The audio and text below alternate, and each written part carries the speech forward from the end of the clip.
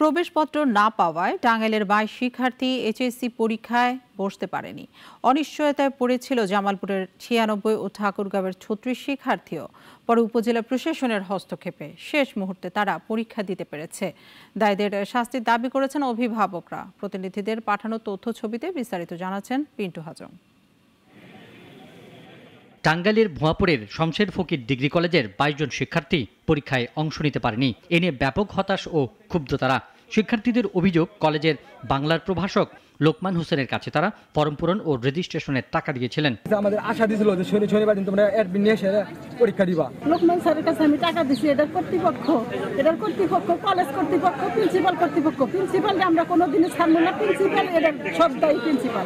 উপজেলা শিক্ষা অফিসার জানান, তারা লিখিত অভিযোগ পেয়েছেন, সত্যতা পেলে কঠোর ব্যবস্থা নেবেন। এখানে শিক্ষার্থীরা যে অভিযোগ করছে সেই অভিযোগগুলো খতিয়ে দেখা হবে এবং সত্যতা পেলে কঠোর আইনানুগ ব্যবস্থা গ্রহণ করা হবে। জামালপুর শহরের বেলটিয়ায় শাহাবুদ্দিন মেমোরিয়াল স্কুল অ্যান্ড কলেজের 96 শিক্ষার্থীও এই সংকটের মুখে পড়েছিলেন। পরে তারা ইসলামপুর উপজেলার ভিন্ন ভিন্ন 6টি কলেজ থেকে পরীক্ষায় অংশগ্রহণ করেছে বলে জানায় স্থানীয় প্রশাসন। উপজেলার নির্বাহী কর্মকর্তা জানান, শাহাবুদ্দিন মেমোরিয়াল স্কুল অ্যান্ড কলেজের পরীক্ষা দেওয়ার কোনো সরকারি অনুমতি নেই, তাই তারা প্রবেশপত্র দিতে পারেনি। ওই কলেজের অনুমোদন নাই, তারা অন্য কলেজ থেকে দিচ্ছে এবং তারা অন্য কলেজে ভর্তি হয়েছিল। ঠাকুরগাঁওয়ের রুহিয়া ডিগ্রি কলেজের 36 শিক্ষার্থীর পরীক্ষায় বসা প্রায় অনিশ্চিত ছিল। তাদের দাবি, টাকা দেওয়ার পরেও ফর্ম পূরণ হয়নি তাদের। অভিযোগের তীর কলেজের ল্যাব সহকারী মোহাম্মদ সাবুর বিরুদ্ধে। পরে পরীক্ষার 10 মিনিট আগে প্রবেশপত্র পেয়ে পরীক্ষায় বসেন তারা। 30-40 জনের মতো টাকা নিয়েছে আর ফর্ম ফিল আপ করে দেয়। কোথায় গেছে কেউ বলতে পারে না। আমি সাবু স্যারকে টাকা দিচ্ছি পরীক্ষা ফর্ম ফিল আপের জন্য।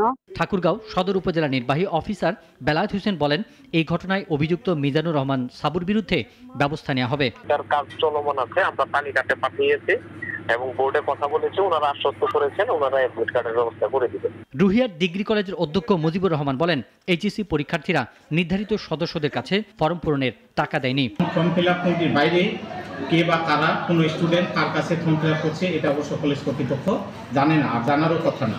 এদিকে প্রথম দিনের পরীক্ষায় অনুপস্থিত ছিল প্রায় 10,000 শিক্ষার্থী, যা গত বছরের প্রথম দিনের পরীক্ষার তুলনায় প্রায় দ্বিগুণ। পিন্টু হাজং, নাগরিক। ওয়ালটন ফ্রিজ কিনে অনেকের মতো আপনিও হয়ে যেতে পারেন মিলেনিয়াল। সেরা পণ্যের সেরা অফার।